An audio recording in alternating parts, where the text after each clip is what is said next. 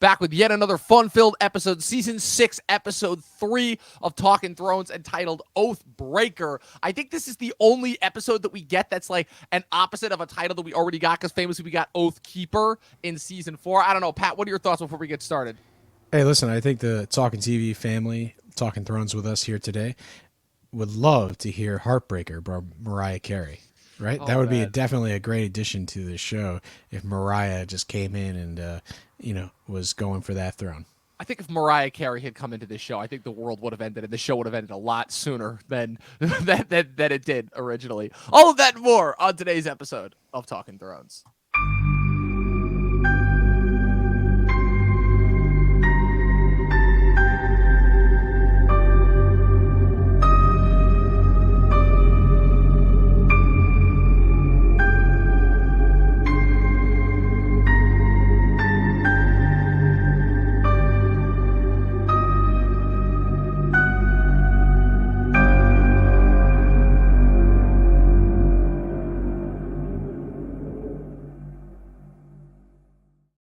Man, my only question after that opening joke is I wonder how many people my age would actually know who Mariah Carey even is, which is a sad state of affairs. You seem pretty down on Mariah Carey, Tom. Well, no, it's not that. It's just that whenever I hear her, I always think of like her movie appearances, and it's usually not good. Was that was her in that movie Glitter, right? What was that? Or am I thinking? I believe she's in something like that. I didn't follow her career for the movies that she did. Probably better off.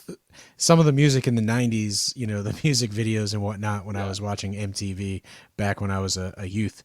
That's where I know Mariah Carey from. The MTV days, really. I was about to say that really puts a date on that one. Imagine actually being able to watch MTV on TV and not just on YouTube clips. Anyways, people, we're back with another episode of Talking Thrones, Season 6, Episode 3. And as I like to say, this is the portion where stuff starts to happen, because Season 6, as we kind of covered the first two episodes, is a really interesting season where it seems like the season is both taking its time and speeding towards the finale, depending on what storyline you get. It's not nearly as egregious as Season 5, but I definitely can say that now we're 3 episodes in. I've been watching ahead a little bit for this season, which I haven't done with any previous seasons. We're kind of fast tracking it and getting towards the finale. And yeah, my biggest thing is I'm like, wow, there are certain storylines that are pacing themselves perfectly. There are certain other storylines that are kind of taking a little bit long to get to the point, and other storylines where it's like, oh my God, like, can we get to the point already? You are just dragging and taking its time. And I feel like this is the biggest example of that, because here, like I said, there are storylines that very much take their time, storylines that feel like they're rushing their conclusion, and storylines where it's like, okay, I guess this is paced just perfectly. We get a couple of new introductions. Like I said, this is also the season where we start to bring back everyone from the previous seasons in order to start to wrap things up. But Pat, first and foremost, we made a little boo-boo last week when we were talking about the Bran story arc. I don't know if it's a boo-boo. I just totally jumped ahead and wanted to talk about the scene, the flashback in this episode 3, and I just went ahead and talked about it, throughout the whole episode last time. So it tells you that these Bran storylines don't really matter what episode they happen in, right? Because it's just giving us a glimpse of this whole time traveling, impact of how the Three-Eye Raven works in this universe. And, I guess I must have watched 2 episodes back to back when I was like tired or whatever, and sort of mixed what episode the scene was in. But we're talking about when young Ned Stark goes to the tower to basically, rescue his sister, Lyanna. So that sequence, we talked about it last week in episode 2, because I was so excited to really talk about it. Awesome sword fight, awesome implication of like Bran and his ability to travel through time and, potentially have a little bit of a impact, on previous events, a little magical time travel element now added to the Game of Thrones universe. So, again, it's a great scene. I talked about it last week. Basically, I guess I watched 2 episodes back to back and just didn't keep them apart. There's a reason why I definitely have to like watch these episodes like a week at a time, or if I do 2 back to back, it can only be 2, because man, these storylines really start to blend together as far as that goes. But you raise an interesting point as far as the Bran storylines, where what's so fascinating about Bran's arc this season, it's the first time that we get him back after an entire season of him missing, as we complained many times about during the events of season 5. And now that we get him back, it's always fascinating to me, like, how they're able to almost like perfectly pace it where you get really only 2 episodes of him doing the flashbacks. The one flashback last week, which as it turned out was actually of him witnessing, his family when they were younger, young Lyanna, young Ned, young Benjen, and as is revealed, young Hodor, or as he was known back then, Willis, but also and how that sets up for the Hodor reveal, but also, the flashback to the Tower of Joy, famously, an event that has been told to us, that is a very crucial formative moment during the war, during the original war, Robert and Ned's rebellion, during Ned's upbringing, obviously, as is, this is the moment where they officially kind of set up and start to lend some credence to the famous R+L=J theory, which is famously for the longest time, the book readers had this theory that Jon Snow obviously was not Ned Stark's bastard, and that, in fact, he was actually Rhaegar Targaryen and Lyanna Stark's bastard son. And the big thing about this scene is that this is the moment that kind of confirmed it. And that was another thing that kind of made season 6 so interesting to watch, both as the first season that took place post the events of the books, but also the first season that at first seemed to be lending credence to a lot of theories that have been circulating over the last 20 years roughly of Game of Thrones existence. And so it's really interesting that you get that setup here. As far as thematically what it serves, it doesn't really, I think, serve anything too different other than last week's flashback, which is that it's more so just the same of Bran wanting to stay in the past, Bran wanting to learn more, Bran not really concerned with, going back to the present. The Three-Eyed Raven kind of reminding him, yeah, no, this is your responsibility. You have to learn this stuff, but you can't get trapped in it because then you're kind of no use to everyone. Because, like, the whole role of Bran in the series, I think, has always been fascinating from a paper standpoint, where kind of you have it's funny, I was actually breaking the show down to a friend of mine yesterday who actually had never seen the show, and I was kind of breaking down like the main characters, right, as far as all the different archetypes and kind of where they started versus where they came to, and how they kind of were all a breakup of kind of the traditional fantasy, like, for lack of a better word, like monotonies. And the biggest thing for me was that Bran is kind of, for lack of a better word, like inheriting like the sorcerer / mentor role. You always have that thing in Campbell's storytelling of like, the ancient sorcerer, the one who knows all, the mentor figure, the intelligence figure that they have to go and get information from. And it's really interesting kind of seeing like how Bran represents the origin for that, as far as where he starts off as this little kid who everyone assumes is probably not going to be the heir because he's not the oldest, but he's, assumedly gonna grow up to inherit a position of importance, and then that's robbed of him when he loses the use of his legs, But it's really interesting how Martin kind of builds that up to where, okay, he's lost the use of his physical body, so now he has to make use of kind of this sorcery. And it's a really interesting and different and new, fascinating way to kind of mix the roles of sorcery into a world where, despite the fact that it's very clear that sorcery has had a major part in its history, it's almost like disregarded as not being real by those in power until it's like of convenience for them. And so that's always been a really fascinating part about Bran's usage. And I think that's probably the most fascinating part about like kind of now that we're finally getting to see like his real training begin after having been built up for so long, Yeah. So obviously we're getting the training here in season 6. And, I've argued in the past that we should have gotten a little bit of Bran's training in season 5, right? That he shouldn't have totally just disappeared from that season.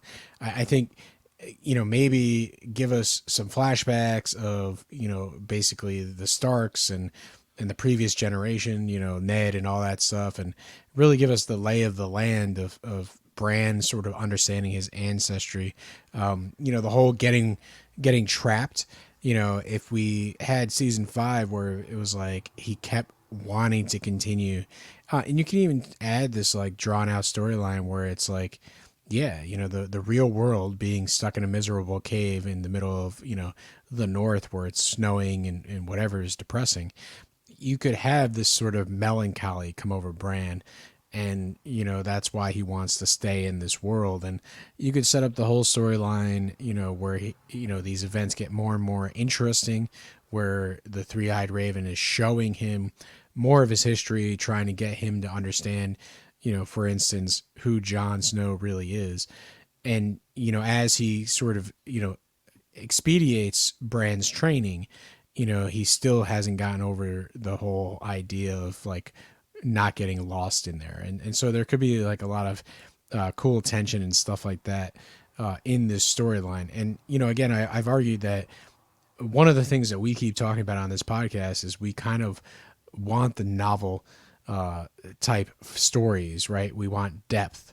And in a TV show, you kind of only get glimpses, and things have to be expedited because there's only so much time per episode that they're allotted to put on television. So, as I understand where the storyline goes, basically it's streamlined. We get a glimpse of, like you said, Willis and who he is, and that he was kind of normal once, so to speak. And then you get the whole tower where Ned has the sword fight, and we realize that, Ned is a killer. He might not be as honorable as he has always appeared to be. That, there may be some secrets that he even or has held in the past. So we're getting these cool glimpses of some lore and Bran, seeing how he reacts to it. And that's where it's going to go from there. Let's see where the storyline develops. To me, Bran is one of the most interesting characters of the show, and this is where his character really starts to pop off the screen, and it's like, yeah, give me more of that. And unfortunately, it's very subtle. They don't go too far into it. They kind of give us this magic, this time travel esque, sort of vision power, and then it just immediately jumps into him sort of with a showdown with the Night King, and going back and forth, and how they can sort of see each other in their visions and impact each other. The one scene that's coming up this season where the Night King actually touches him. It's this all stuff is all cool and everything, but ultimately, it just comes down to him sitting in a courtyard waiting for the Night King, and it's like, why did we build up this cool power? The biggest thing, like you said, that kind of robs this storyline of, I feel like, a lot of its more coolness. Number one, like I said, the fact of where it builds to, the fact that what ultimately becomes is for Bran to kind of turn into like this emotionless blob that kind of just that is kind of just like a source of information when is needed, and then ultimately becomes king after being used as bait for the Night King. And it's like, okay, so all that power that you gain that was going to be of like this tremendous use, that there was a reason why, the Night King was always built up as kind of being this co-enemy, like in the physical world with Jon, but then in more of like the spiritual, kind of higher magical plane, that's where he was Bran's enemy, and Bran's ultimately used his bait. So it's ruined by that. Number two, the fact that when you really take a step back and look at it, all of the summation of Bran's awesome stuff really only comes down to roughly 4 episodes, because you get these 2 episodes of flashbacks, then he's not in the next episode. Then you have the door moment with the whole twist with Willis and the White Walker attack on the tree, where they basically, again, kill off the Three-Eyed Raven and all of the Children of the Forest, basically kind of eradicating that entire storyline. Using a little bit of the hard home techniques in order to just conveniently wipe out storylines off the board. And then it's also ruined by the fact, and then that, as a result, is ruined by the fact of it's like, okay, what we got was cool, but we could have had so much more of it if we'd had this like sporadically used in moments throughout season 5, and then it results maybe in a moment of him potentially coming into contact with Theon, the famous moment from the book that is cut famously from the show, and then how that kind of builds in how maybe the consequences, very similar to how a lot of characters suffered some bad consequences of their actions at the end of season 5. Very similarly, you could see how that could maybe more so build into the Hodor twist and the ultimate White Walker attack that you see happen in episode 5, that unfortunately is kind of, in a way, as good as it is, rushed to in this season ultimately. Yeah, I'll say this is like, again, the Bran storyline, you talk about him being an emotionless blob at some point, and that's true. It's kind of an aesthetic that they chose to go with him in after this season. I guess they didn't really know what to do with him, so they just kind of get him in a wheelchair. They kind of have him just stoically say what needs to be said. Like, obviously he can see past, present, and future to a certain degree, and so he has this omniscient sort of characteristic about him, and he utilizes that going forward.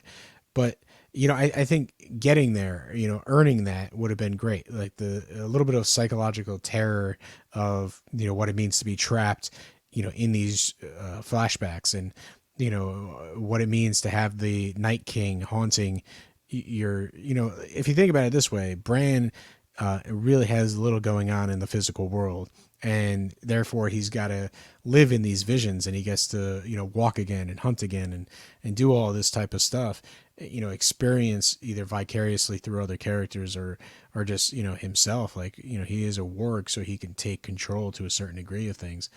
and he can't get lost in that, right? But he's such a character that, and they kind of just like wipe this characteristic out of there. Is the fact is that he kind of wants to give into that, and I think that's very interesting. Where it's you have a character that wants to get lost and is sort of kind of ignoring the three-eyed raven's instructions, but obviously the three-eyed raven's not gonna let that happen. But once the Night King sort of starts terrorizing that space and understanding who Bran is, and really going after him, there could be this sense of loss. That he can only dip into these visions for only so much, because the Night King is going to be there and looming over him, and some of these visions can actually start off informative, but then become dark and cruel pretty quickly.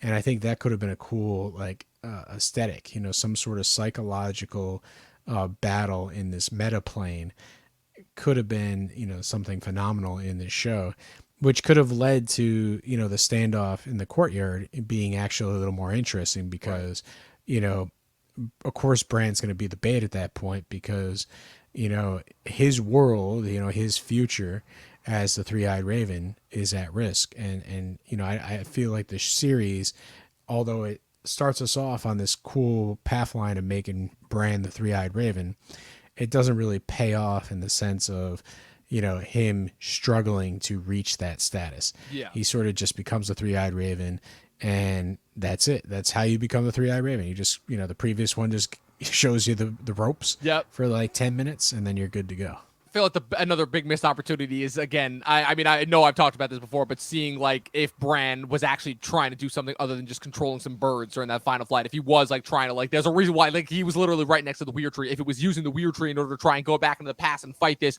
battle on the Night King's mental front while everyone is fighting him physically, I think that would have made a big difference. And also just the idea, I don't know why this is kind of funny, but it always makes me chuckle whenever you see two people these with these powerful, really psychic abilities, but then you see them in the real world and they're usually just holding up their hands at each other as they're concentrating really hard, and I'm just like, man, we were robbed of seeing a simultaneously awesome yet hilarious moment just like that in this show.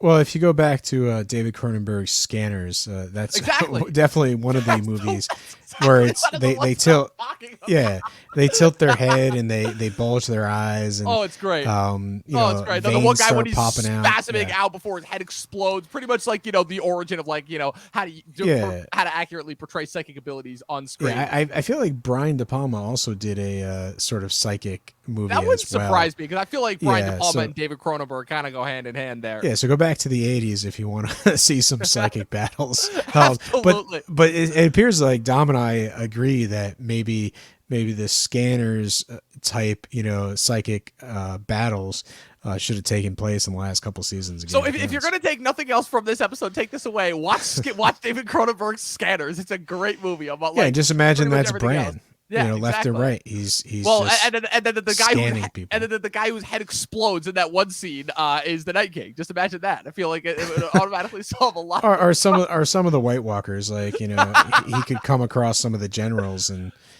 take care of that. So there there could have been multiple ways to take out White Walkers. Valyrian steel, dragon glass, fire, scanner power. Exactly. It all works out. So we get a brief check-in with Sam on the Narrow Sea. Sam is used very sporadically this season. I think he only pops up 3 times. It's a quick scene. It's only there in order to kind of fulfill the Feast for Crows arc that they almost completely cut from season 5. And it's like, oh, they're journeying south now. And now this is kind of like the end of, for lack of a better word, Gilly's usefulness. Her and Sam, they had a pretty awesome kind of building their foundations arc going forward, and this is the time where Gilly's kind of only role in the show going forward is to point out certain little details that are going to be important going forward. Well, support Sam, but also point out strangely important details. She's the one that, ironically enough, stumbles upon the fact that Rhaegar annulled Elia Martell before marrying Lyanna Stark in secret, and the fact that she just kind of happens upon that as in a crazily important detail in the next season, but we'll get to that.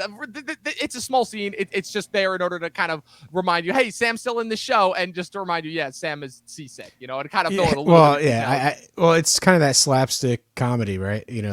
Sam can't hold anything up or down, so to speak, and it's just all coming up, and he's having a conversation with Gilly, and it's kind of a humorous. This episode is pretty heavy, and now Sam is part of the comic relief, as he continues on his journey. Nice. Yeah, absolutely. Like I said, it's quick. There's a lot of quick moments that are kind of just set up for moments that are coming later on.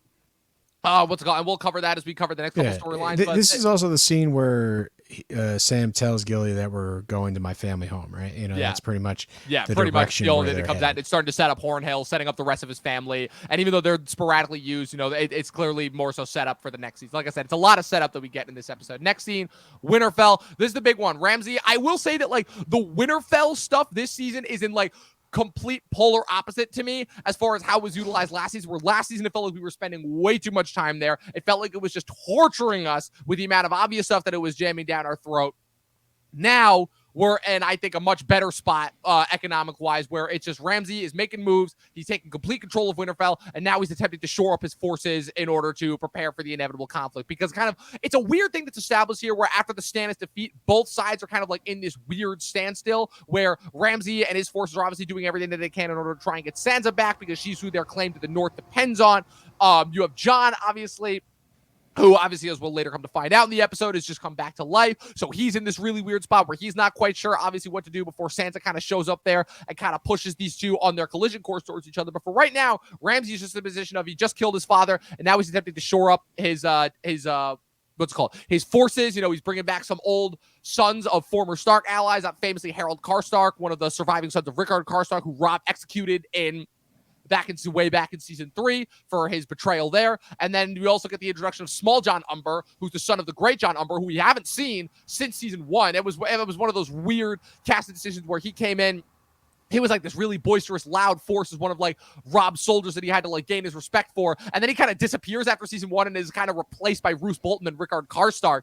And so you don't even get to see his death, where famously that character dies at the Red Wedding. Or at least, in the books, his son does, ironically enough. But now you get his heir, Small Jon Umber, who is has this really interesting and fascinating decision with Ramsay, where he's almost like, yeah, I know you. I know your reputation. I don't like you. But because of this one thing that's happened, because of the wildlings that have been brought south, which I like that they're like continuing to emphasize how Jon bringing the wildlings south is not only just a drastic, detrimental decision, not only to the Night's Watch, but to the rest of the Northerners as well. And I like how we see at least a few of those continuing threads continue throughout this season. And I think it's pretty good motivation as far as that goes. It results in a rather humorous scene where Small Jon Umber is like, look, we've always been loyal to the Starks, but Jon Snow kind of betrayed that by bringing the wildlings south. We've always fought wildlings, but this is too many. So we obviously, we need to enter into an alliance of favor where we're both kind of helping out each other. And then in order to prove himself, obviously, to Ramsay, his allegiance, as he refuses to bow to Ramsay and swear allegiance to him, he brings out famously, we also haven't seen since season 3, Rickon Stark and Osha, who have famously been captured by the Umbers. I love how, too, it's like, so obviously we know that, where we last left off with Osha and Rickon at the end of season 3 was where Bran was telling Osha to bring him to Last Hearth because he figured that the Umbers would be loyal enough to the Starks to look after them. And this shows that this is not at all the case. Unfortunately, the Starks have clearly been gone for too long. The Boltons have clearly had enough time now in order to solidify their claim in the North, especially after, as we later find out from the, oh my God, what's the other family that they attempt to reach? The Glovers. Once they reached out to the Glovers, that the Boltons have clearly had this time in order to kind of like get their roots in to a lot of the other northern houses, having helped them get rid of a lot of the Ironborn that had previously invaded the region, So it definitely helps to build up that Jon and Sansa are going to have a little bit of a tough fight to fight against, as they're not only going to be fighting against Ramsay, but also the rest of some of their former northern allies as well. So I don't know. What's your take on that whole scene? My take on the whole thing is Ramsay just killed Roose. Yeah. And, this is my complaint. And it definitely feels like everyone's taking it a little bit too much in stride. Yeah, it's pretty much just like, yeah, okay, I guess you're in charge now. Yes. And obviously, maybe the scene where it's like, I'm not willing to bow to you, I'm not willing to do this. Like, maybe that has to do with the fact that, there's sort of this, did really Roose get poisoned or did Ramsay kill him? But it's not really openly addressed in terms of the story. And, I feel like Roose dying sets up a little more splintering in the North than Ramsay should, and he should be worried about it. But in this sequence, I kind of have mixed feelings about it because it seems like he enters quite easily into new alliances. Obviously he's Yeah, not it's going like, to. man, people really do not have a good grasp of like the reputation of the Bastard of Winterfell, because like that's always the one thing Yeah, I will say. Again, it like kind of lends to Ramsay being very sporadically used in the books because he was presented much more so as this force to be reckoned with. Like he was able to have this like really widespread bout of fear. It also probably helped in the books as well that he still, for the most part, had the allegiance to the phrase, which has all but completely been lost now after having fed his mother-in-law or his former mother-in-law to or former stepmother rather, to his hounds. yeah. So also it's so the guy's not willing to kneel to him. So there's kind of a little bit of disrespect there to a certain degree. It's Right. like most bannermen do kneel. So maybe what they plan to get out of this is like uh, Ramsay's going to end up the warning on the North, but ultimately maybe at the end of the day, once all the threats are taken care of and the North is kind of its own thing, maybe there's a little more fracturing of the North than there was under the Starks. Right. And so maybe that's really what the Uneasy Alliance is about. But what I will say is that this is where the show really kind of streamlines this stuff, and it really doesn't go into detail. Like this is the type of stuff that I want to know about, is just really what the allegiances are, and like why is someone willing to team up with Ramsay when they know that he's sort of a killer and he's totally not trustworthy. What obviously you're telling me that the wildlings being brought south below the wall is a big enough reason, and maybe that is, but it's not necessarily like a lot of these families are really bringing that cause up, and they're not showing us these scenes.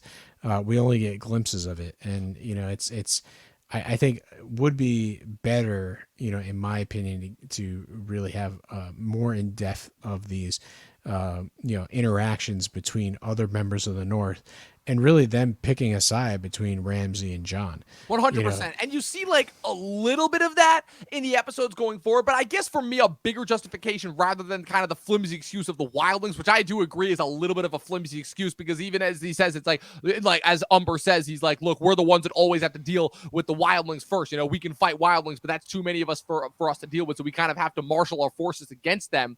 And so that kind of makes sense. But I think a much bigger justification and reasoning for it is the fact that Ramsay was able to take down Stannis so easily. And that's like a big blow, because Stannis was a southern king who attempted to come up here, at least in the eyes of the rest of the Northerners, and take out the Boltons. And despite the reputation that Ramsay has, he is still a Northerner, and the Northerners have always had, and that's kind of sort of a thing that they get into that is kind of that was emphasized a little bit last season, that they start to get into much more so this season once you start to bring in a lot of the other Northern houses, which is the Northerners have always held themselves in like kind of this greater isolation, where they always look at themselves almost like this separate nation from the South. Obviously we know it was Robert and Ned's friendship that kind of held the kingdoms together throughout all that realm of peace. And then obviously, once Joffrey took Ned's head and the rising up of the North, and then their subsequent defeat by the rest of the South, and obviously, you've had the Boltons there in order to kind of hold control over everything. But it does goes to show where, again, the Northerners, they're descended from the First Men. They're not descended from the Andals like the rest of Westeros are. The entirety of the North is bigger than the other six kingdoms combined. So the Northerners have always held themselves as being very territorial in that sense, and very, kind of sticking together, and to a point where like some of the rationale doesn't necessarily make sense. And it shows also that they are human beings. And even though they have always kind of had this higher sense of honor to them than a lot of the other Southerners, they still very much do like kind of value where the power is. And they understand that, like, look, the Starks have been dead for years now, and now you have the one bastard son who is bringing down the wildlings versus, the strongest, the newest current presiding house in the North that just defeated the last of the Southern kings, the last of the, the rebellions. Stannis was the last of the original five kings, and now he's gone too. So that's kind of to me where I can sort of justify it, even if you're right. A little bit of the semantics of it don't necessarily make sense, but you're right. This is definitely where. I don't think they're going to show us, the reasons why Ramsay gets his allegiances pretty quickly. I think you brought up a good point where Ramsay basically defeated Stannis. And, that could have been something where they brought that up. Like, Roose is sort of the leader, and maybe he's overshadowed by Ramsay and his involvement in taking out Stannis.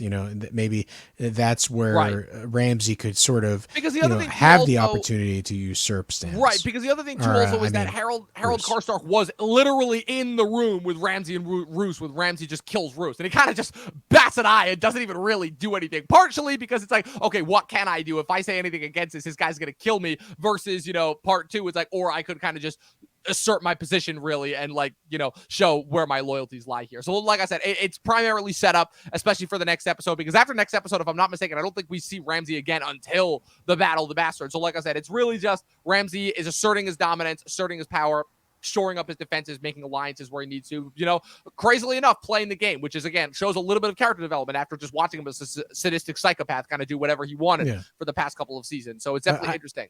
The last thing I want to say about this is I feel like when Roose gets assassinated, I think it would have been a better scene if he's having a council meeting of his allies, in the North. And essentially, the allies are giving credit to Ramsay, and, there is a general betrayal of Roose by everybody. And, Ramsay is able to kill, Roose pretty easily. And then everybody sort of accepts him as the new sort of hero of the North, the person that they're willing to work with. I think there's just, in terms of, I guess I'm stuck on this. It just seems like, hey, let's just start killing people willy-nilly. But I feel like there could have been something tighter story-wise to really cement Ramsay as this figure that is in control of the North. Whether it be like the concerns about the wildlings are brought up and Roose doesn't seem to think that's a problem, that would give them a reason to sort of betray him, or at least keep the secret of his death, there. So, I don't know. I think a little more details here, just a little interesting story building would have been appreciated in this sequence. 100%. Again, we're going to get a great battle and fight sequence by the end of the season. So, and that's pretty much all that's a moot point. Yeah, and that's pretty much all that this season really cares about. So let's move on to a brief touch-in with King's Landing. I like what I see here. It's a funny sequence, although it doesn't really result in anything. The biggest thing is that, we get one meeting. You get one meeting in order to kind of like show that Varys, that Qyburn, I should say, is kind of essentially taken over Varys' spot as kind of master of whisperers in King's Landing. It's interesting kind of how he's interacting with all of Varys' previous little birds, kind of like, providing the problem solver, that mentality. And then, obviously Jaime, Cersei, and Sir Gregor arriving and kind of showing that, like, okay, this is how Qyburn is essentially, going to utilize himself and make himself of even more use to Cersei, kind of indoctrinating himself there after, the whole Sir Gregor taking out the one regular person last week who was also, talking some nasty stuff about Cersei just in general. But it's followed up by the small council meeting scene, which, again, I just, these scenes are constantly more and more frustrating to me as time goes on, because I don't understand the purpose for them, because literally all this is to me is more of a repeat of where we were at the beginning of season 5, where to me it's constantly been the flaw of the entire King's Landing arc of the last 2 seasons, which is the only reason why we are here, the only reason why Cersei felt the need to go to the Sparrows in the first place and get all this nonsense started was because of Kevin not pledging his allegiance to her. And now they are literally in the same spot. They both have this hatred of the Sparrows, obviously, that there's been this great I can't even think of I could never think of the word for it. This great, let's call it sense of injustice that's been committed against Cersei, and they are still bickering about like what position she's in. It's like Cersei clearly wants the same thing as you guys. Can you not put aside your petty differences for 5 seconds where she's sitting down and she's like, look, we need to kind of come to a head of this thing, like they keep mentioning Prince Trystane and Dorne as if the show actually still cares about Dorne, which they clearly don't. And they clearly just want to brush that off and move on. And the other big thing, obviously, is where it's like, oh, well, you're right. We can't make you leave, but you cannot prevent us from us leaving, And I'm just like, what is the point of this? I'm like, could you imagine what would happen if you could actually like just put your heads together for 5 seconds and actually like work together, especially since that's exactly what they do in the next episode. So I don't know. Just I have a little bit of a problem. I've always had a problem with the usage of Kevin, mostly because, again, there's really no reason for it is the thing. I guess just in the sense of where Cersei is coming off as a lot more bloodlustful and power hungry and not really knowing what she's doing in the books versus in the show. Cersei was always trying to do what she thought was best as a ruler, and there was never really any big reason to really go against that, you know? Yeah, I agree with you that this sequence, it doesn't, it doesn't really change anything. It really kind of, like you said, just has them treading the same ground. And I will say that, we before, kind of when Tyrion was in King's Landing, we enjoyed those scenes of the small council. But I feel once Tyrion sort of leaves King's Landing, any of the small council scenes don't really play out that well. It kind of, the magic of those scenes has dissipated. In this sequence here, it's basically just, Cersei, Jaime, asserting their power, and obviously the ground that they stand on is still volatile. So I think, that's really the only information we get in this story. And, maybe, the fact that they walk out on them is, something that tells the viewer like, oh man, they're in a bad spot. But ultimately, yeah, this sequence is very minor. It kind of just ensures that King's Landing is in this episode. And yeah, we're gonna have to move on. Yeah. It's like we're gonna start the only other big storyline thing, with Tomlin. I basically talking with the Sparrow, right? right? That's The what's only other coming. big thing, like I said, is the Tommen talking with the High Sparrow and kind of like him trying to like commit him to force him to release Marjorie, and then the High Sparrow started to get into Tommen's ear. Like there's a lot of political maneuvering that's going on behind the scenes here, both with the High Sparrow's conversations and slow manipulation of Marjorie, which we'll also see a lot of happen in the next episode, as well as the beginning of the sequence with Tommen. Because as we see also in the next episode, we know that's also when Tommen reveals to Cersei the High Sparrow's plans for Marjorie's walk of penance, as well as Cersei's trial by combat, which obviously we now know is the High Sparrow's means of kind of manipulating Cersei through Tommen, which I think is really interesting, but is covered more so in the next episode. So Yeah, I think what would have made this scene better in the small council is if they openly argued about Cersei using Tomlin to and obviously right, poorly using the faith militant to sort of cause like these petulant games amongst the members there, because you have the Tyrells there and they're impacted just as much as Cersei was by the High Sparrow's decisions. And they could have openly discussed that and argued and basically been like, what are you doing? And one of the accusations that could have came out is like, we need to all agree whoever is the last person that talks with Tomlin is going to basically get him to make decisions, right? He's easily controllable, right. and that should be something that comes out at the small council, and how dangerous that is. And like, if we keep fighting over his ear and manipulating him, a lot of bad things are going to happen. And then you can cut to this scene where he, the High Sparrow is talking to Tomlin, Yeah. And that would be cool. I think that would build a little drama, where it's like, it's an open secret that Tomlin can be manipulated. Right. And then here comes the High Sparrow to really start, bringing some of that manipulation from the faith into his ear. Absolutely. It's not really exactly like crazy stuff that's too far out of the realm of possibility, at least to what they did before. It's what constantly makes me question why they don't choose to go with these decisions more so. It's not like I personally don't think that it would change or impact the show necessarily. If anything, I feel like it would make it more complex and interesting. But yeah, I know we're looking back, right? Like I said, This is like our third time going through the series, so obviously we thought a little bit about how you can tweak things here and there.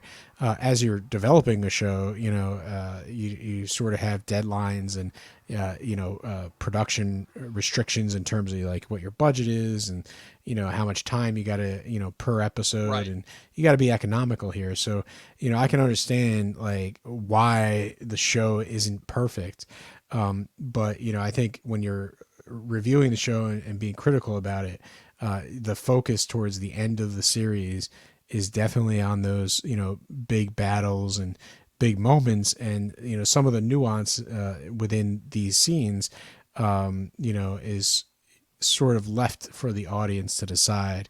And I think they could have been a little more on the point. And here's a good example. It's like they could have talked about the manipulation of Tomlin and how that's a problem, and then escalate that problem by having the High Sparrow then talk to him, and that would have been a pretty awesome thing to do in terms of the stakes of this storyline. I definitely get the sense that, especially, obviously starting with season 5, even though this season I think is a much bigger improvement over season 5 than is a much needed improvement over season 5, I should say. I definitely still get the sense that with seasons 2 through 4, they were like constantly working on all of the scripts for the next couple seasons, working on the storylines, working and seeing where they were going to go all the way up until season 4. And then I feel like starting with season 5, they started really only like kind of coming up with the scripts to build up to the, like, whatever the big moment for that season was going to be. And then kind of just like writing and then just kind of going along with the scripts per year as time went on, because it definitely feels, even with this season, which again is a vast improvement over season 5, it definitely still feels that way, where it feels like they're writing these scripts weekly. It doesn't feel like there's as much thought put into some of the smaller moments when there very well could be, even though the moments they make slightly more sense. But yeah, I digress. So let's cut to Essos. We cut in quickly with Daenerys in Vaes Dothrak before we spend even more time with Tyrion and Meereen. But the biggest thing that's established in the Vaes Dothrak scene is she meets up with the former Khaleesi's. They kind of emphasize, kind of what it is that she did when she went out into the world, and, kind of what she's going to face. She's essentially going to face another trial. There's a lot of trials this season. I'm realizing that now, but for some reason they don't feel nearly as fruitful or as important as the last couple, But it's basically just being like. Well, apparently what I've gathered from this scene was the Culls are basically are gathering, and they're going to make a decision based on her just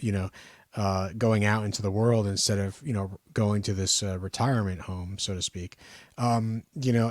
Basically it seems like she's going to be sentenced to death, right, from what the conversation is. Certainly here seems that way. And that only her fellow Khaleesi's that are here can really help her, and basically how she interacts with them, and if she can prove herself as worthy of being part of this group and find a place, like, there's a sense, the lead woman here basically gives her the sense that if we find value in you, we can probably steer the direction of this decision.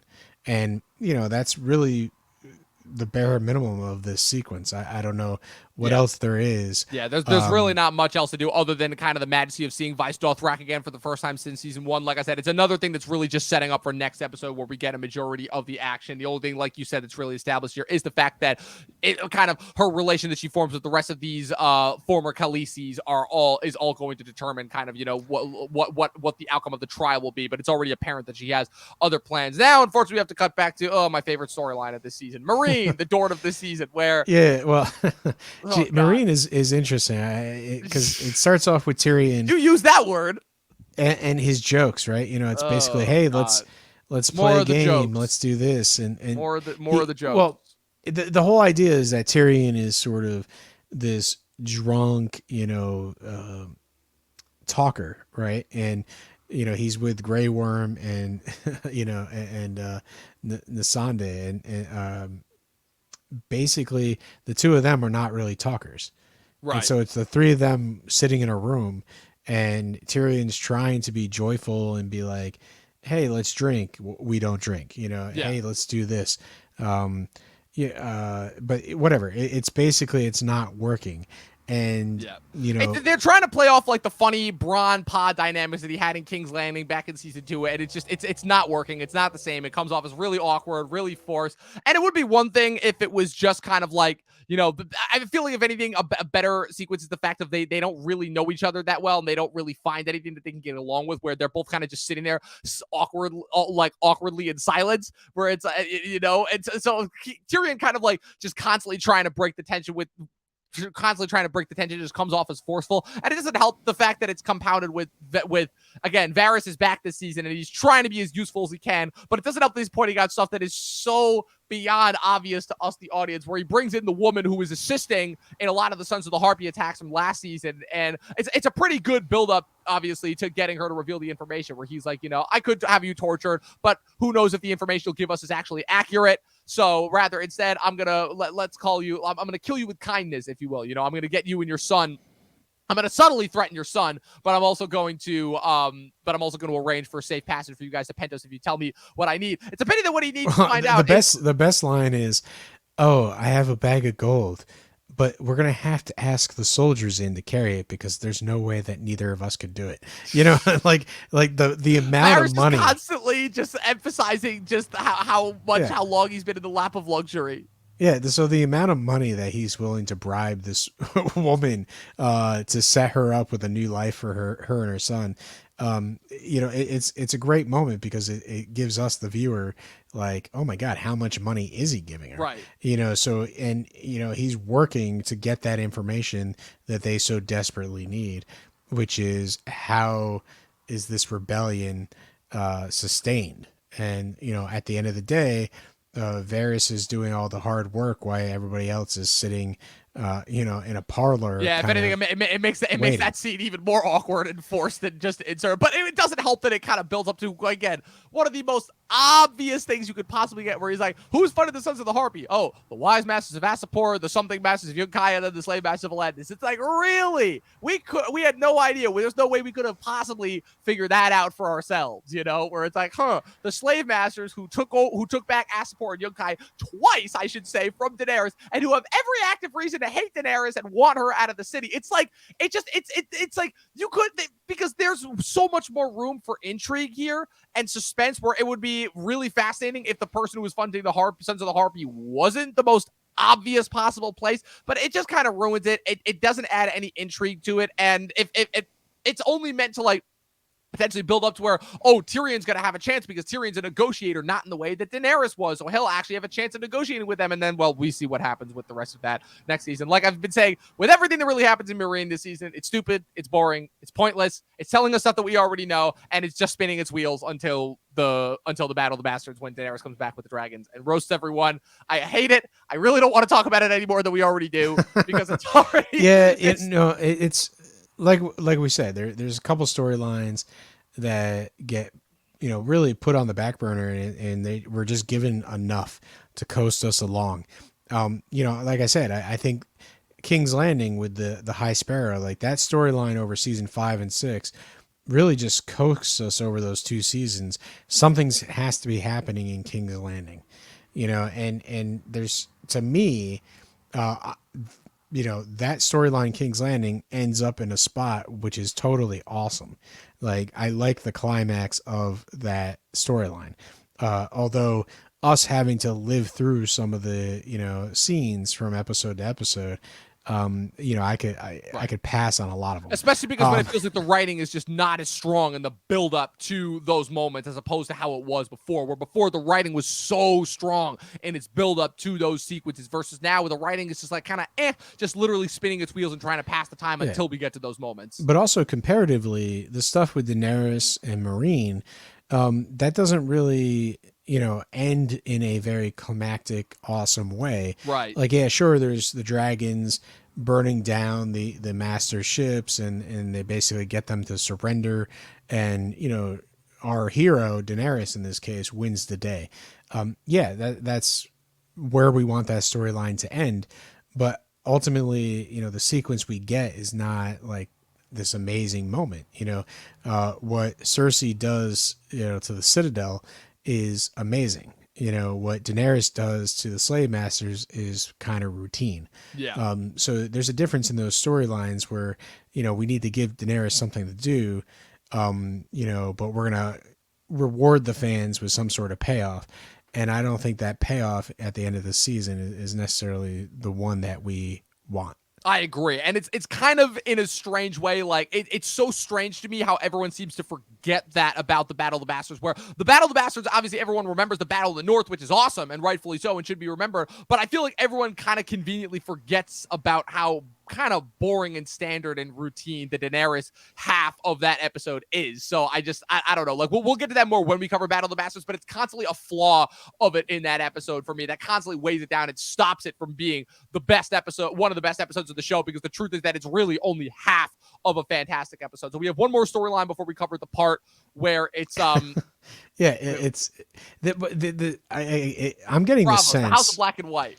I'm getting the sense that neither of us really enjoyed this episode because, it's Well, aside from the we're stuff that happens in the streamlining wall, through the stuff these with scenes. Bran, but again, it's because it's all streamlined stuff. That's more. It's more the stuff that we didn't like about season 5, where again, two fantastic premiere episodes, and then it's kind of just spinning its wheels, until it gets to like some slightly more awesome middle point episodes until the finale. You know? So I'll describe the Arya sequence as little words as possible, right?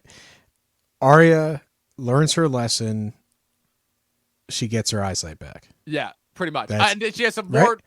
Some more fighting sequences where she she tells the wave some more of her history, and they introduce like the ambiguity that she had when killing the Hound, and that's about it. Like I don't really. Well, here's the thing that could be interesting about this is that she's revealing so much information about who Arya Stark is, Right. And they're kind of coasting it out of her. This is where the muddiness of this storyline is. Now, is it they're trying to extract all the information out of her so that they could actually use her face and they could implant sort of they could just use her face and go in and basically assassinate who needs to be assassinated in Westeros, or is she really moving towards like becoming one of them? And I don't think that's part of the storyline that they really Right. go down, but it's very interesting that you're showing us like this idea that they're trying to like steal her identity. They're trying to make her no one. It's very clear that that's the intent of the storyline. And once again, it's a thing where if they just focused on it a little bit more in the writing sense, this might have actually been really interesting. Where where this season in particular, you don't really know whether Arya's loyalty is going to be to her origin or to the Faceless Men, and almost kind of how the Faceless Men are using her origin almost against her in order to coax her into more so becoming no one. And I think it could have made the finale and the resolution of the Bravos arc that we got this season even more fascinating. But once again, like everything else, it feels streamlined over, and it ultimately feels like they kind of make the choice without actually making the choice, where they have Arya openly reject the Faceless Men, but then they hunt her down. She kills the one assassin, goes back to the temple, essentially tells them, hey, you're not going to chase me anymore. I am no one. I've learned from you guys. They kind of just let her go. And then she spends the rest of the series in this half weird, like, oh, she's loyal to her family, but she also could be a faceless man. And it's like, it's so weird how it results. And yeah, like one of the things that I think would be interesting to clarify this story is, Jack and Hagar met her in Westeros, and at Harrenhal, she outsmarts him, and then he has to kill people, that he's not really destined to kill, right? Right. And so, if you can imagine, he escapes and he kind of goes back to Bravos, and maybe the Faceless Men kind of catch wind of this, and the real Jack and Hagar is sort of, because of his abuse of power, he's sort of, imprisoned or whatever they do. And so when Arya arrives, the Jaqen that she sees is just another faceless man. And we kind of get that with the whole idea of her pulling the masks off the face, and she keeps pulling it off. We kind of get that sense, and then now you have this darker storyline of them trying to steal her identity. And, it never really was about the place that Jaqen told her it would be. There's a more nefarious force here, and it would be cool if she stumbled upon like a prison and found the real Jakar, and like, he's like dying.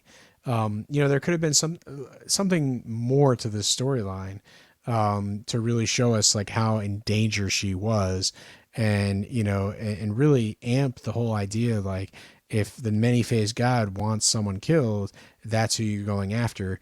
But if they're not on, the many-faced gods sort of list, like you're going against them. And once again, they tried to get that across, but I don't think they did a very good job of it, where it's like, it would be totally awesome. Like I guess there's glimmer of what this storyline could have been. Right, they sort of do it because they have Arya forge this connection with this completely new ancillary character that we've never really seen before, but she grows attached to them and thinks that she's a good person. And so as a result, when kind of the Faceless Men reveal themselves as essentially nothing more than like a glorified sorceress bounty hunting troop. That's rather than like kind of this righteous cause that she thinks she's devoted herself to. That's when kind of the problems start to arise. That's where her problem of her crisis of conscience comes in. But like I said, I don't know. It doesn't really feel like, I think, a proper fulfillment to the arc. I feel like it was trying to aim for something a lot deeper, and then like so many of the other storylines are like, okay, we have to streamline this. We have to move on because we need Arya back in Westeros to fight against the Night King for whatever reason. I have no idea, especially since it doesn't really seem like she uses a whole lot of her faceless men tactics to fight against the Night King. But I don't know. Like I said, like many other storylines, we'll see how it goes as we watch these episodes. But again, watching it for the third time, it's like there's so many cool things that could have happened. Excuse me. Yeah, so my audio's going off and I can't turn it off. Oh, that's fun. Really bizarre. That is really weird. Yeah, it's just gonna go. So All right. I hit the mute button, but it's definitely not going. That's weird. Anyway, so we'll move on to the last storyline of the episode, which is basically where what's it called? And arguably, sorry about that. Yeah, and arguably probably the only good moment of the entire season, which is Jon coming back to life and the kind of the immediate after effects of it, like kind of the only good moment of this episode, really, I should say, as I digress, because it seems like aside from everything going on with Jon and Bran, it feels like there's a lot of just stuff that kind of just like is a little bit more of a waste of time, at least this episode, than originally thought. But Jon's back. It opens and closes the episode. He wakes up off the table. I think it's really weird how the episode opens on Davos, just like the really super close up of his face as he's just breathing heavily as Jon gets up off the table before he like obviously helps him as he tries to get up. And like, I don't really know like what exactly the point of that is, but like it's shot really well. Like kind of, again, it's held out for suspense. I love the conversation that he has with each of the characters where Melisandre, she wants to just focus on the religious things. She's like, what did you see when you died? And Jon's like, nothing. And then Davos is like, forget all that. You're back. This kind of happened. Let's move on. You've got more fights to win, because obviously, you're back for a reason. You're back because everyone kind of believes in you ahead of time. Tormund kind of like emphasizes this belief that like, wow, they kind of, everyone there, the Night's Watch and the Wildlings kind of view him as this Messiah-like figure now, that he as the one who's come back from the dead. Even though it's not said until next episode, Melisandre is very much of the mindset of, wow, Jon is definitely the prince that was promised, unlike Stannis, who I originally thought it was going to be. But let's talk about it though. The real thing that this is building to, that final moment with the with the hanging sequence where Jon hangs all the soldiers. That for me is like what makes this entire episode. I remember when this happened, obviously everyone was giving a lot of credit to the makeup job, specifically on the hanging sequences and how really scarily accurate that makeup was on all the dead bodies, obviously, once they were hung, of Sir Alistair, Ali, and the other two Night's Watch members that they're hung. I definitely think it's a little weird that Jon only hangs those four, when I'm like, yeah, there were definitely other Night's Watch members that stabbed you. So I don't know what that says, if you're just giving them a pass, or if it's just the fact that they only had so much room in order to be able to hang that many guys. But it's a fantastic scene. It really is. It just once again emphasizes kind of all of the the last, I call this sequence the dying of the last of the moral gray area, because like I said, Jon's relationship with Sir Alistair, tenuous as it was in the last couple seasons, was always one of fascination, because Sir Alistair was kind of like an unlikely mentor figure for Jon, despite the fact that he hated him so much, because Sir Alistair's kind of stance on leadership and what that really meant, obviously, going all the way back to Watchers of the Wall, was something that really had an effect on Jon, and it was definitely something that he kind of took to heart, going towards this point. So if anything, that's what kind of makes this death almost bittersweet, rather than kind of being the justified end that this character deserves, So yeah, I will say, like, definitely I agree with you that there's not as many Night's Watchmen that perpetrated the betrayal, on Jon that are on trial here. It's like there were exactly more than those four guys that stabbed. There were like a couple of, I counted at least like 8 or 9. Yeah, so there's one of two things. Like, we have to either believe that all the people necessary got executed, whether they were killed when the Wildlings sort of stormed Castle Black. And maybe that's possible. Maybe these were the 4 or 5 people that still remained after the Wildlings kind of captured. Maybe there's a lot of on-death or off-screen deaths. So we can believe that, that could have happened. Or, the other belief is that, Jon decided that I'm going to take out, the ones that I think are the biggest threats.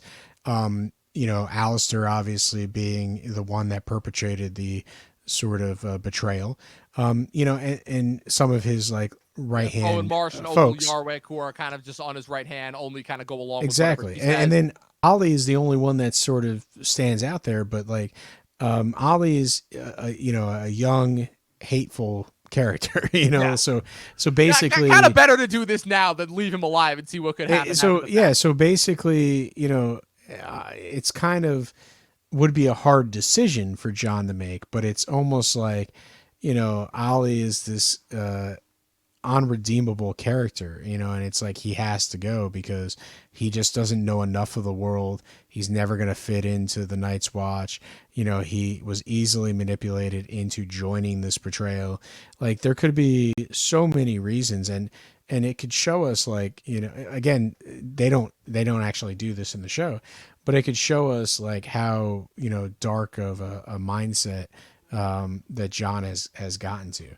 And so, I think it's one of those things where you either just kind of believe that all the people that perpetrated the betrayal against John were executed, and that's, you just take it on faith that they were killed off screen if they weren't hanged in this episode.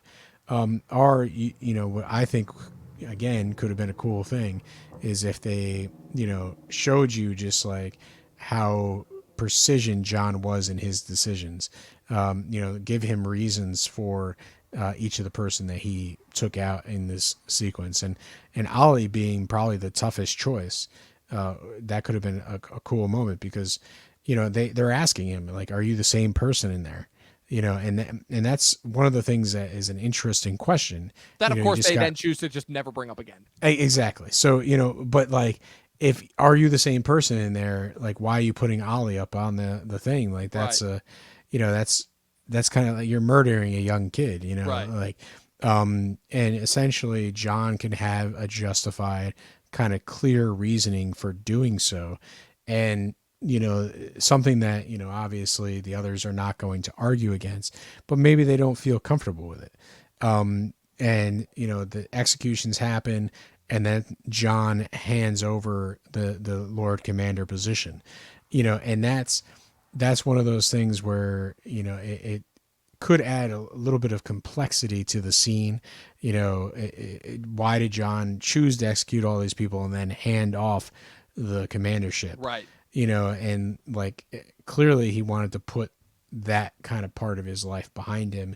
His watch has ended, as he says at the end of the episode, and he's ready to move on to what his real destiny is now that he has a second chance at life. Yeah, absolutely. It's one of those things where I love the back and forth between him and Sir Alistair right before Sir Alistair dies, where he says, look, it's like, I just pray that I could have made the right decision, that I would have had the strength to make the right decision again, knowing that this would be my outcome. Because obviously he tries to play off the idea that's like, oh, I only did this because I thought that, I would win. Obviously, I kind of, nobody really counted on you coming back to life, which again I thought was a little bit of a stupid decision because Melisandre was already back at the wall by that point. So it's like, she's a red priestess. You really have had, like, you were in King's Landing, or like you were a knight. You have no idea of what the red priestesses are capable of. Like, it was very clearly being talked about that like they were trying to buy their time until they could get Melisandre to bring Jon back. But like you said, it's interesting because for me, in a strange way, this is the last moment where Jon is an interesting character because Jon spends the rest of the series from this point on kind of just becoming a passive character and kind of just doing what everyone else tells him to do, because he even says that he's fully ready to just walk away and leave the fight of the fight against the dead and the fight against the Boltons to pretty much everyone else. And it's Sansa that is the one that kind of has to coax him into really taking up an effort again next episode. The following season, he goes to Daenerys, obviously, because they need allies against the White Walkers. But then come the final season, he's pretty much just doing Daenerys's bidding now. It's like, I don't know. Like, I like the implications of where they could go. The ideas, like so many other things we've talked about, are there as far as, this could potentially be like another really rich and interesting point in Jon's story forward. The fact that he has come back from the dead, the fact that he could potentially be a completely different character than the Jon Snow that we've spent the past 5 seasons with getting to know. The fact that this is also clearly, the idea in the books was to potentially bring him back as like being more warg-like, where the idea being that because Jon in the books is a warg in addition to Bran, the idea that Jon would have warged into Ghost when he died, and then when he's brought back as a result, he kind of is more wolf-like in his personality to the point where he literally is a different person. And the fact that they kind of just really don't go into that, and they kind of just like, okay, so now Jon is just going to spend the rest of his time just being told what to do by other people. I don't know. It's kind of the death of like, the interesting character, one of the 8 focus characters of the show. And again, one of the most interesting characters that's had probably one of the most fascinating and interesting arcs on the show going forward. So as awesome as this moment was, there was something a little bit bittersweet about this moment kind of after the fact, knowing that, Jon is trying to put this part of his life behind him, but also in a strange way, like trying to put being an interesting character behind him, I think you're right. Watching this episode, I am amped to see Jon really finally have an open opportunity to pursue his destiny the way it was intended, right?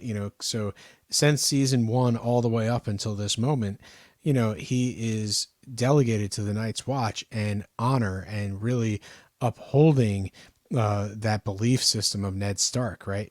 He took the oath. And now that he's died and been brought back, he's no longer bound to that, right? His watch is over because of his death, and now he has a second opportunity. And it's a great moment to sort of leave on right here in this episode, and throughout the season, he's going to be chasing his destiny. But like you have said, as things develop in season, the end of season 6, 7, and ultimately 8. That sort of storyline for him maintaining his destiny and becoming, one of the main contenders for that Iron Throne, it really does, as we'll see as we review the final seasons, kind of gets muddled. So, a little bit. They have a chance. It's an awesome moment, but it's knowing what happens. We're kind of like, oh, is that really? They have a chance to me. They had a chance, I should say, to redeem it in season 7, when obviously I think you could have saved. I think season 7 was the last moment where he was an interesting character, because season 7 was so interesting is despite kind of, it's a little bit of a shift where, so he was fully willing to just leave the fight of the dead and just go off and be a wanderer until Sansa kind of coaxed him into leading the forces in order to take back Winterfell and essentially like kind of take on this role as king of the North. And season 7, there's a chance where he is taking all the goodwill that he has built up with the Northerners, kind of, reestablishing the trend as Ned Stark's true son, Ned Stark's true heir, the new king of the North, of the Avenger, of the Red Wedding, all of that, and his victory over the Boltons. And he kind of is, and the fact that he's still willing to do exactly what he did with the Night's Watch and alienate his entire relationship with the Northerners in order to go south and forge this relationship with Daenerys and the Unsullied and the Dothraki, because he knows that they would be able to use those forces in the fight against the dead.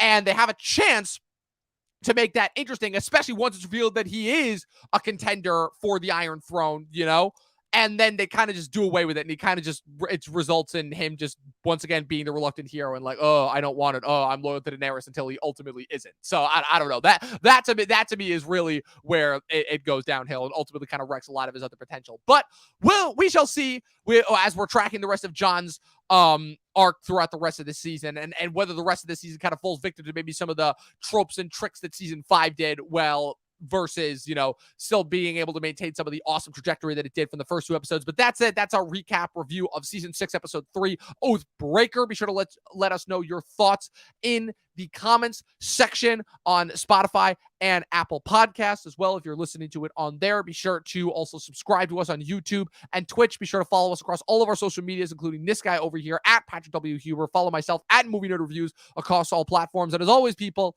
12 seasons in a short film, and watch more fucking movies. We'll see you guys next time.